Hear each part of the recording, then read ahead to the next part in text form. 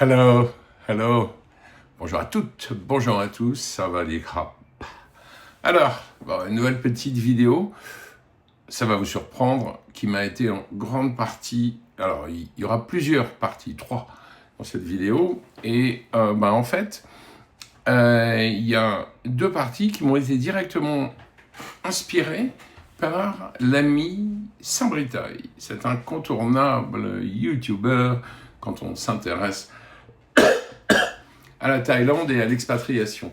Alors, en fait, dans la première partie, que je vais enchaîner tout de suite, là, maintenant, voilà, sans couper, j'ai en fait regardé le dernier live de Saint-Brieuc, qui est très récent, qui doit dater, je sais pas, d'hier, je crois.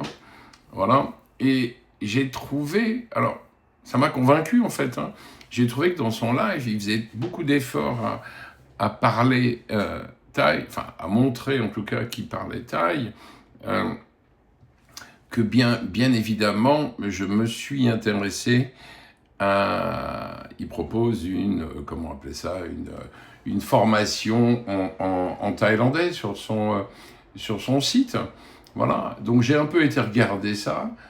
En fait, alors, c'est assez alléchant, même si bon, je ne crois pas beaucoup aux méthodes idéales, mais là, visiblement, ça a l'air assez... Je regarde aussi parce que j'ai son site sur mon autre écran. Franchement, déjà, les gars, le prix, normalement, c'est 197 € et là, l'offre est à 97 €.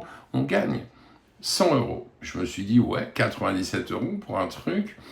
Ça a l'air de valoir le coup, la promesse quand même, communiquer avec les Thaïs efficacement en moins de 2 semaines, ça fait un peu rêver. Bon, du coup j'ai regardé un peu ce qu'il explique, et j'ai trouvé ça plutôt honnêtement, plutôt convaincant, et honnêtement, j'étais sur le point de me dire, bon, allez, 97 €, j'essaye, de toute façon, s'il y a un truc qui ne me convient pas, comme c'est un engagement qui prend, je me ferai rembourser. Et puis avant quand même de passer au paiement, j'ai un peu été regarder les conditions générales de vente. Et là, malheureusement, il y a un truc qui m'a refroidi complètement.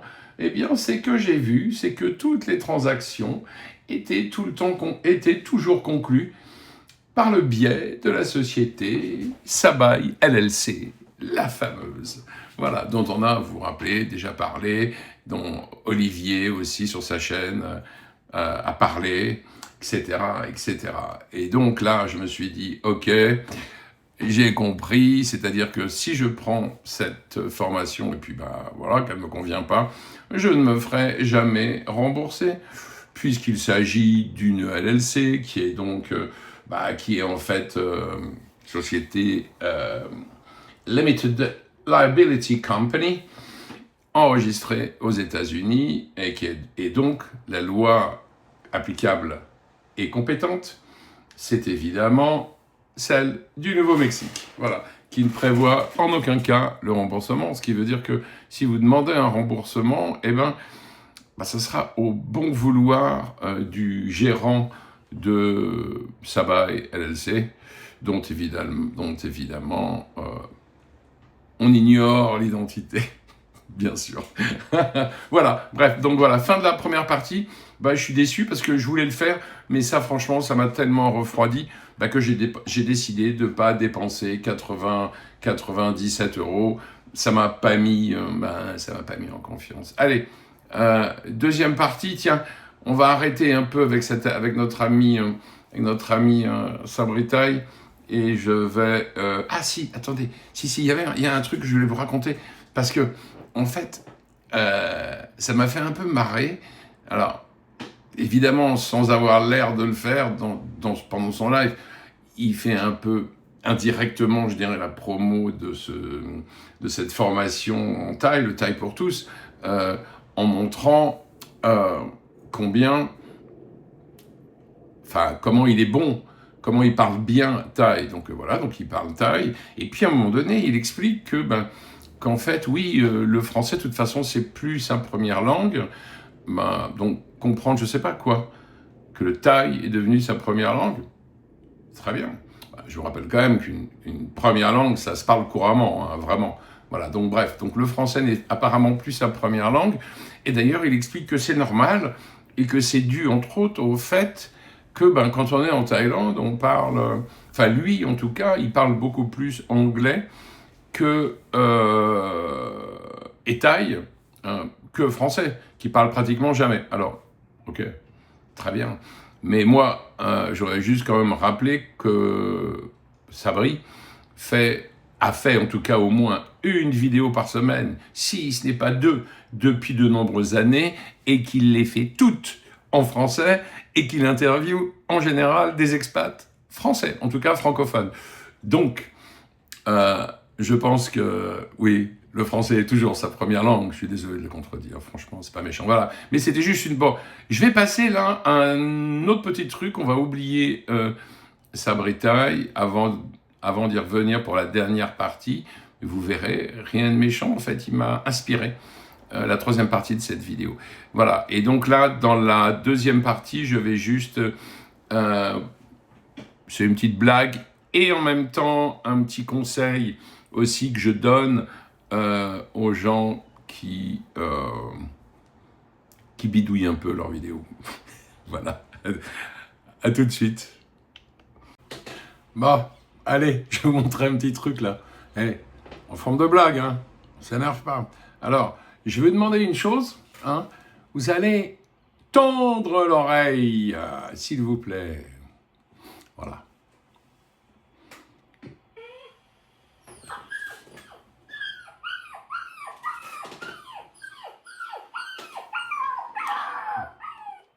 Vous avez entendu quoi, là? Ben oui, vous avez entendu un petit chiot, oh mon Dieu, qui pleure, voilà. Et donc, vous voulez que je vous le remette? Et parce que c'est possible, je vous le remets.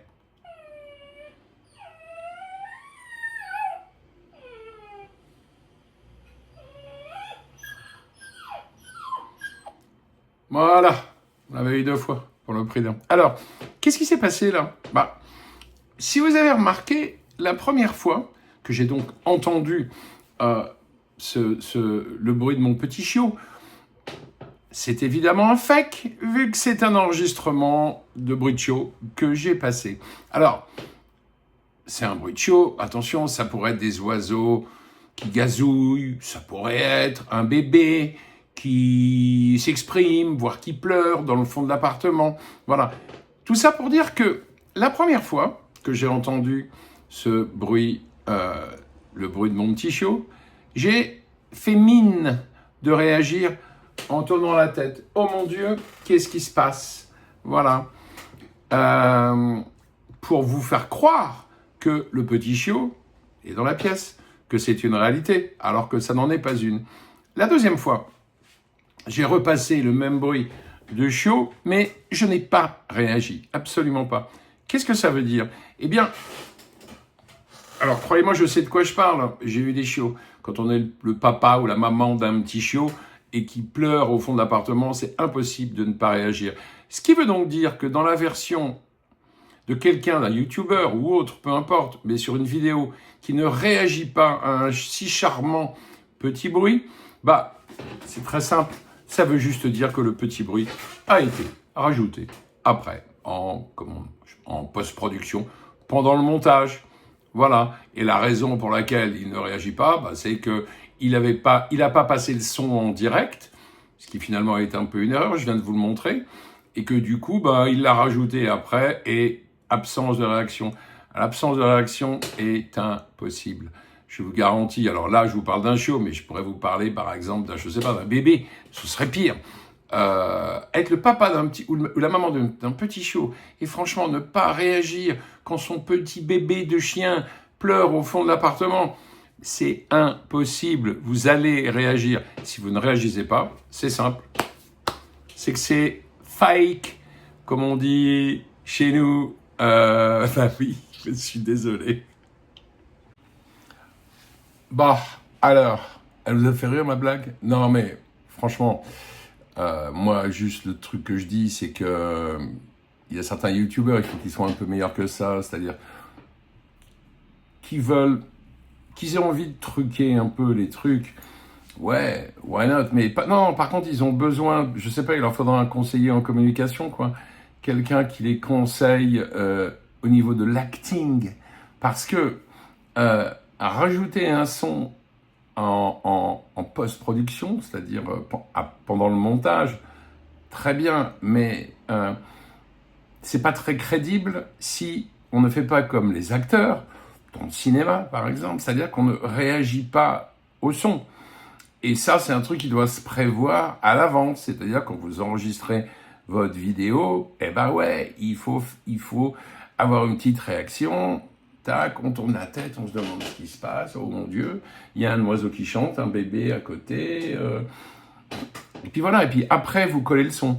Mais ne pas faire ça, c'est-à-dire pas de réaction du tout, et se contenter de coller un son après, qui pourtant, surtout ici, il s'agit d'un bébé, de votre enfant, qui est en train de gazouiller, qui est en train de pleurer, dans la pièce d'à côté, bah, si vous réagissez pas, je sais pas, c'est évident que c'est complètement fake, quoi. Bon, bref, voilà. Alors, troisième partie, inspiré par notre chère Sabrita. Ben, en fait, j'ai reçu un mail de sa part, de son, je sais pas comment on appelle ça, là, de son équipe ou de lui. Ça va être son équipe d'ailleurs, puisqu'il dit on, tout le temps dans le mail.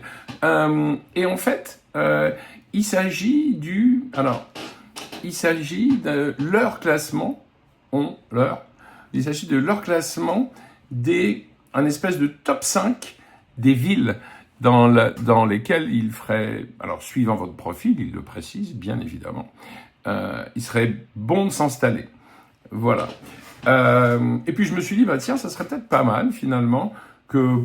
Alors il ne s'agit pas de copier, non, pas du tout. Il s'agit de donner, pas mon top 5 à moi, parce que les tops, c'est un peu ridicule, enfin, non. Mais en tout cas, voilà, de vous dire moi ce que j'en pense, alors, en sachant que moi, je ne prétends pas parler à tout le monde. Je sais que mon public, public chéri, bah, en fait, c'est plutôt des gens comme moi, non? C'est plutôt des retraités où on passe de lettres, en tout cas des gens qui sont un peu avancés en âge et qui donc, voilà, et qui donc bah, se posent des questions un peu spécifiques, on va dire, sur la Thaïlande. Alors, ces fameuses villes, il semblerait que ça ait un peu évolué, sans doute. D'ailleurs, oui, il y a quand même un truc... Oui, pardon, j'ai oublié une chose importante. Avant même de parler des villes, si vous avez un projet d'expatriation en Thaïlande, il y a quand même une chose importante dont on ne vous parle pas forcément beaucoup sur YouTube, en tout cas chez les YouTubeurs qui vous vantent les mérites de la Thaïlande, bah, c'est de vous renseigner sur la réalité du pays et notamment sur sa réalité économique. Vous entendrez à droite à gauche que c'est un pays qui va mal ou que c'est un pays qui va très bien. En fait, la réalité, elle est évidemment beaucoup plus nuancée que ça. Là, je ne parle que d'économie, mais c'est important parce que c'est un pays dans lequel vous allez venir vivre. Donc, vous ne pouvez pas venir en aveugle complet juste pour profiter des plages et de la bouffe. C'est pas comme ça que ça se passe. L'économie du pays risque d'influencer plus ou moins fortement votre mode de vie. Voilà, donc c'est important de s'intéresser à ça. Et donc, je ne vais pas paraphraser quelque chose que j'ai vu. Je vais vous mettre en lien, en bas, dans la description, une vidéo que j'ai regardée sur YouTube. Alors, c'est une vidéo sur YouTube, ça vaut ce que ça vaut. Il y a sans doute des choses vraies, des choses pas vraies. Mais en tout cas, j'ai trouvé que c'était une présentation plutôt intéressante et synthétique de la situation économique de la Thaïlande, qui est vraiment, on va dire, duale. Voilà. Regardez-le, ça vous donnera des indications quand même sur la situation économique du pays dans lequel vous rêvez de venir vivre. Alors, maintenant, on y va. Très bien. Alors, première chose, vous voulez venir en Thaïlande, le choix. Donc, plusieurs choix, des villes. 5 dans le courrier de Sabrita, il y en a évidemment beaucoup plus que ça, mais tiens, allez, parlons de ces 5-là. Alors, la première question que vous allez vous poser en bon retraité, en personne ayant déjà atteint l'âge fatidique de 60, 65 ans, bah vous allez vous dire où est-ce que j'ai envie de vivre. Et première question, par exemple, est-ce que j'ai besoin de la mer, de la présence de la mer, ça, de votre mère, j'imagine que vous en aurez toujours besoin, mais est-ce que j'ai besoin de la présence de la mer, pas forcément pour faire des grandes séances à la plage, mais au moins pour y aller tous les jours, la voir. Vous savez, la présence de la mer, ça fait beaucoup de bien, hein. Aller marcher sur la plage un petit peu, voilà. Donc ça, c'est une question importante. Ben parce que si vous avez besoin de la mer, ça va déjà éliminer quelques endroits. Par exemple, Bangkok, voilà. Par exemple, Chiang Mai, voilà. Et d'autres endroits qui sont loin de la mer. Parce que bon, à Bangkok, pour ne parler que de la capitale, bah, c'est pas parce que Pattaya est pas trop loin, enfin, faut quand même, vous irez pas tous les jours, hein. Donc, voilà, Bangkok, bon, vous allez vivre où? Bah, vous allez vivre dans une grande ville avec beaucoup de circulation bruyante, polluée, donc loin de la mer. En plus, quand je dis loin de la mer, bah, ça veut dire que le seul choix que vous aurez, c'est d'aller, pas forcément à Pattaya, mais vers Pattaya. Ou alors sinon de prendre l'avion pour aller dans les îles, mais enfin, c'est pas ce qu'on appelle près de la mer. Donc voilà, donc moi je sais que, enfin Bangkok, vraiment je connais bien, j'en ai fait l'expérience, j'y ai travaillé pendant assez longtemps, donc je l'ai vraiment vécu au quotidien. Et ben, c'est une ville fatigante, quoi. C'est fatigant. Après, bon, pour des gens, alors évidemment, je ne m'adresse pas forcément à eux, mais évidemment, pour des gens jeunes, entreprenants, c'est-à-dire qui veulent soit trouver du boulot, soit continuer une activité, qui ont besoin d'avoir un espèce de réseau social assez rapidement, ouais, c'est chouette, c'est une grande ville, c'est une capitale très vivante, voilà. Même pour ceux qui veulent d'ailleurs s'offrir quelques plaisirs nocturnes, il y a de quoi faire, voilà. C'est noyé dans une très grande ville, donc évidemment, c'est ni Pattaya ni Patong, mais enfin, il y a quand même de quoi faire, hein. Voilà, c'est-à-dire que, je sais pas, Nana Plaza, ça vaut Bangla Road, hein. Voilà, mais évidemment, quand on parle de Patong, on ne parle que de Bangla Road, alors que quand on parle de Bangkok, on ne parle pas de Nana Plaza, ou très peu. Et je peux rajouter d'ailleurs, je sais pas, Sakaboy, tout ça. Donc voilà, honnêtement, si vous êtes un peu, si vous êtes âgé, si vous avez envie d'une vie tranquille, si vous avez pas un besoin frénétique de réseau, voilà, si vous n'avez pas envie d'être entouré de trop de monde en permanence, si vous fuyez la pollution, ben oui, et si vous n'avez pas envie non plus d'habiter en haut d'une tour, vous êtes obligé de prendre l'ascenseur à chaque fois que vous allez au 7-Eleven. Oui, je sais, vous allez me dire, on peut aller habiter ailleurs. Ouais, mais alors, si vous habitez ailleurs, où est l'intérêt? C'est-à-dire qu'honnêtement, si c'est pour habiter dans une petite maison ou un petit appart, pas dans un grand immeuble, bah vous allez sans doute être obligé de vous éloigner pas mal du centre. Et dans ce cas-là, enfin, où est l'intérêt? Autant aller habiter dans une plus petite ville. Voilà. Donc, moi, Bangkok, franchement, je sais pas où je le mettrais, mais je sais que ça intéresse beaucoup de gens, mais en tout cas, je le mettrais certainement pas en number one. Voilà. Bah non, pas en number one. Chiang Mai, je vais pas pouvoir vous en parler parce que je connais pas. Alors, j'ai le projet d'y aller, mais c'est vrai que moi, j'ai jamais voulu y aller pour l'instant. J'irai une fois que je serai installé. Mais pour l'instant, j'ai pas voulu y aller, parce que j'ai pas assez de temps, c'est trop loin de la mer, et c'est pas, même si c'est une ville formidable, j'en doute pas. En plus, avec un coût de la vie, voilà, qui est quand même, c'est quand même moins cher que Bangkok, hein. Vous allez faire des économies là-bas. Mais bon, voilà, je peux pas vous dire. J'ai l'impression que c'est bien, j'irai, et quand j'aurai été, je ferai une vidéo sur Chiang Mai. Voilà. Donc Chiang Mai, je dirais un petit peu hors compétition, parce que pour être honnête, il faudrait que je parle d'un truc que je connais, ce qui n'est pas le cas. Ensuite, un peu le même cas, mais là par contre, je vais pouvoir en parler, parce que je l'ai beaucoup étudié, et je vais y aller là dans 2 mois, et je vais y passer 1 mois et demi, c'est Hua Hin. Alors, Hua Hin. Hua Hin, donc comme vous le savez, c'est une petite ville, c'est pas énorme, qui est environ à, 2h30 de Bangkok au sud, par la route, donc c'est une cité balnéaire. Il y a également un train, voilà, qui y va. Curieusement, parce que j'ai regardé pour moi, en fait, les avions, il n'y a pas, ou alors je me gourre, hein, vous me direz, mais il n'y a pas de Hua-Hin-Bangkok direct, parce que Hua-Hin, en fait, curieusement, la liaison principale, c'est Chiang Mai. Ce qui veut dire que si vous allez trouver des billets pour Bangkok, mais vous allez voir une escale à Chiang Mai. Ce qui veut dire que l'avion monte à Chiang Mai et redescend à Bangkok. Et c'est pareil dans l'autre sens. Ce qui veut dire qu'il n'y a pas de liaison directe. Alors, c'est sans doute parce que c'est beaucoup trop près. Voilà. Par contre, ils sont en train de construire, ils sont déjà bien avancés. Il va y avoir une ligne de train qui va être presque ou à grande vitesse et qui va vraiment là du coup mettre Bangkok à, je sais pas, à 1h30 de Hua Hin. Voilà, Hua Hin reste une cité balnéaire, donc pour les gens qui ont besoin de la mer, et attention, hein, je vous le redis, hein, pour les gens qui ont besoin de la mer, mais je parle pas d'aller faire du farniente forcément sur la plage.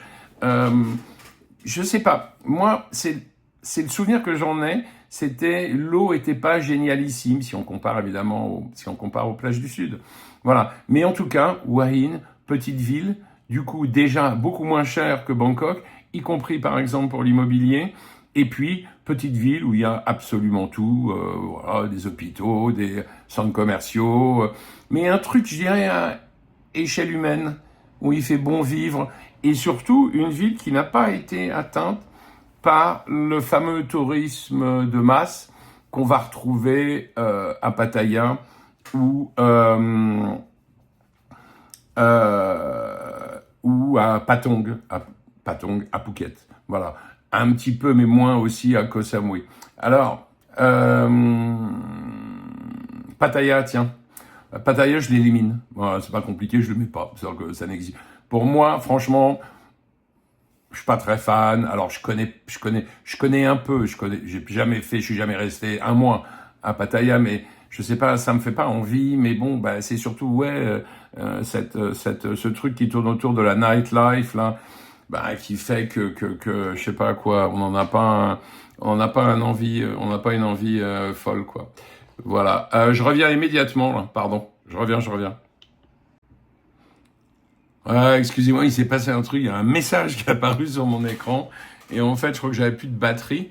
C'est la batterie de mon petit pied là. Voilà. Et du coup, du coup, je l'ai branché. Donc ouais, donc je vous disais Pattaya, franchement, j'y ai été. Ça m'intéresse pas beaucoup. La ville, enfin ce que j'en ai vu, franchement, c'est bof. Bon, je sais qu'il y a Jomtien, je sais qu'il y a, c'est comment l'autre, Pratamnak. Ouais. Bon, voilà, qui sont un peu, qui sont à côté, on va dire, de Pattaya, mais disons franchement, moi j'ai pas le sentiment, enfin. J'ai l'impression, en plus là on parle de deux villes qui sont toutes les deux sur le golfe de Thaïlande, j'ai l'impression qu'en face, à Hua Hin, c'est un peu mieux. Sauf évidemment si vous courez après la nightlife. Là, là évidemment Pattaya, c'est top. Donc pour moi Pattaya, je dirais, à part pour ça, ce que je viens de dire, c'est pas un choix, donc c'est pas dans le top. Voilà. Donc pour l'instant, c'est vrai que je suis un peu à Hua Hin en number one, voilà. Numéro 2, est-ce que ce sera Bangkok? Je ne crois pas, parce que je vais mettre en numéro 2 mon ancien amour pour Phuket. Alors pourquoi? Phuket, je connais bien. Et d'ailleurs, je pense que notre ami Sabri, qui l'a dégagé de son classement, ouais, il a dégagé de son classement. Je suis pas sûr qu'il connaisse suffisamment bien pour ne pas le classer. Alors, Phuket, d'abord, bon, premier truc qui vient à l'esprit, surtourisme. Ok, mais surtourisme où? Pas dans toute l'île, hein.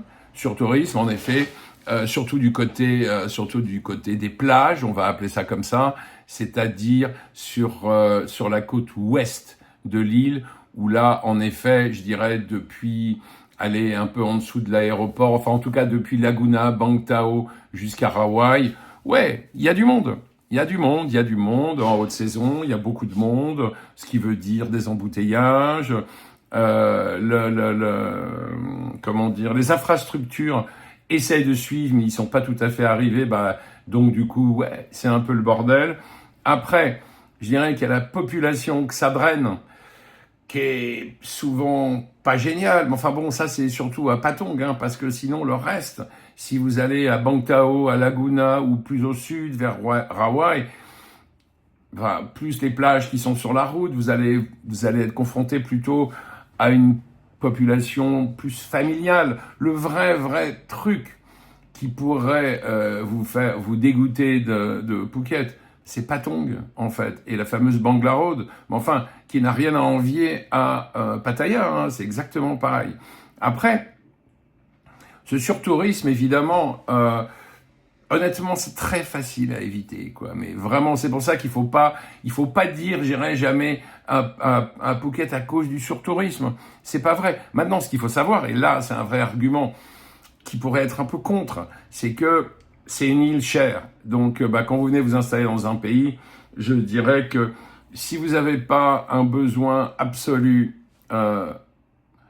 des plages de Phuket, si vous n'avez pas besoin de cette ambiance de fête permanente avec beaucoup de gens, etc., et que vous avez un budget quand même pas limité, mais disons, voilà, un petit budget, Wahin, n'hésitez pas. Vous y serez beaucoup plus heureux.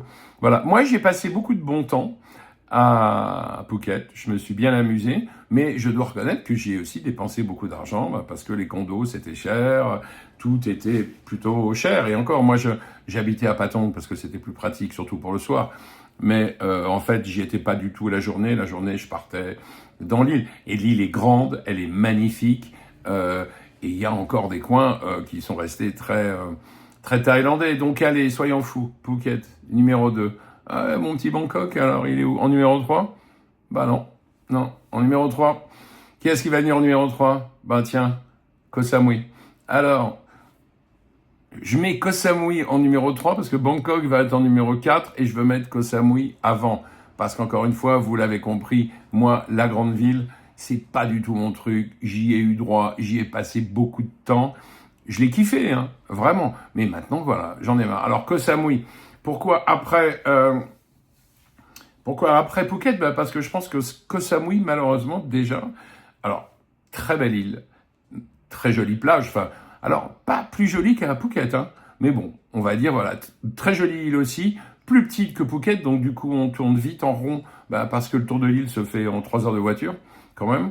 Donc, voilà, on a, en fait, à Koh Samui, le problème, c'est qu'on a tellement plus l'impression d'être sur une île. Parfois, à Phuket, on n'a plus l'impression d'être sur une île. D'ailleurs, il y a un pont hein, au nord qui permet de rejoindre la Thaïlande, enfin la Thaïlande continentale, on va dire. Voilà. Alors que Koh Samui, ben, on tourne en rond, et si on veut sortir de Koh Samui, ben, il faut prendre le bateau. Et si on a une voiture, il faut mettre la voiture sur le bateau.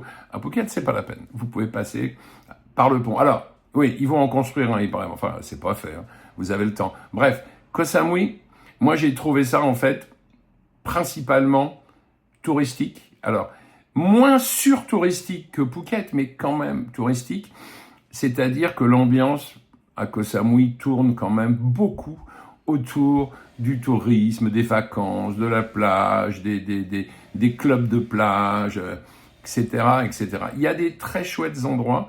Moi, je suis pas resté longtemps et j'ai l'impression de connaître bien. Donc, c'est pour vous dire. Il faut pas beaucoup de temps. Alors que Phuket, j'ai passé beaucoup de temps. Je pense pas que je connaisse. Je connais bien, mais je connais pas tout. Voilà. Koh Samui, j'ai l'impression d'avoir un peu tout vu, d'avoir fait le tour très vite. Et puis alors après, il y a un autre problème, c'est que c'est une île chère. Et moi, je pense, pour avoir comparé les deux, que c'est même aujourd'hui une île plus chère que Phuket.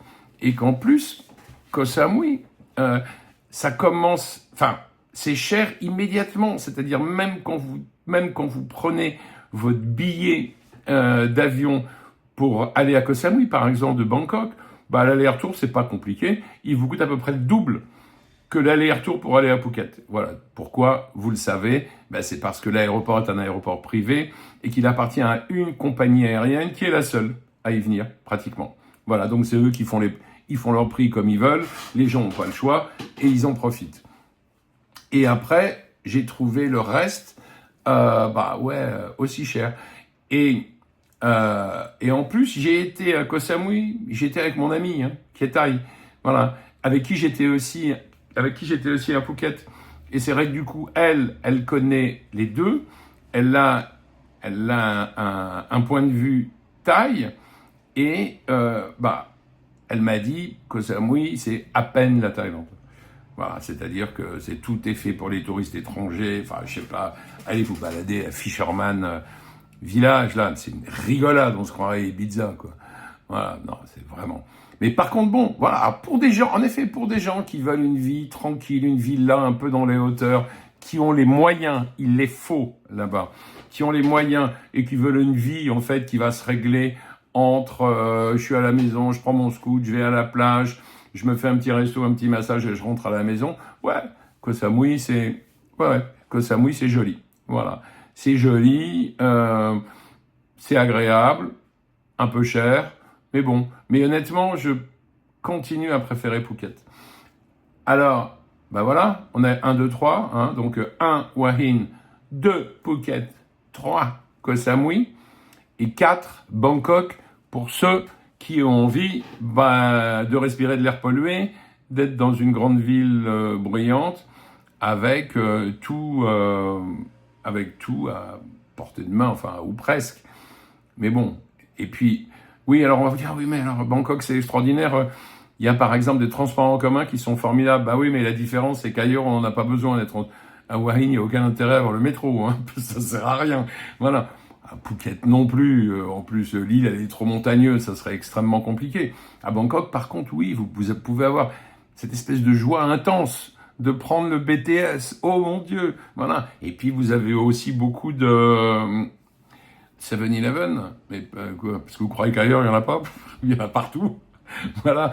Non, mais franchement. Et puis après, ouais, il y a des bons hôpitaux, mais des bons hôpitaux, il y en a d'excellents à Phuket, il y en a d'excellents à Koh Samui, et il y en a d'excellents à Hua Hin. Vraiment, il y a peut-être moins de choix, en effet, puisque si Bangkok, vous allez en avoir 3 ou 4, 5 étoiles, peut-être qu'à Hua Hin, il y en a que 2, à Phuket, il y en a que 2, enfin voilà, mais je sais pas pourquoi avoir le choix, ça va très bien. Enfin voilà, donc voilà, Chiang Mai, pour l'instant, hors compétition, parce que je vous l'ai dit, je ne connais pas, et Pattaya, je peux le mettre en 5e, si vous voulez, voilà, derrière Bangkok, comme ça, je ne serais pas taxé je suis pas anti-Pattaya. Moi, je dis juste que ça ne me correspond pas du tout. Mais bon, je sais pas.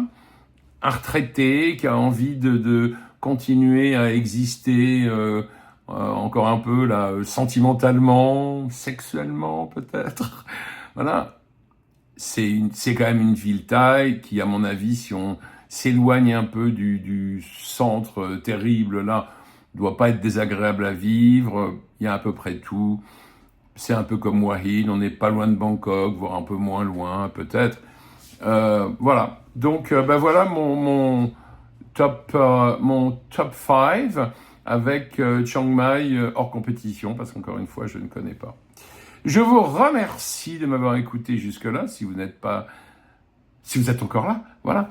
Merci évidemment de liker, de commenter et de vous abonner si ce n'est pas déjà fait. Et je vous dis à bientôt.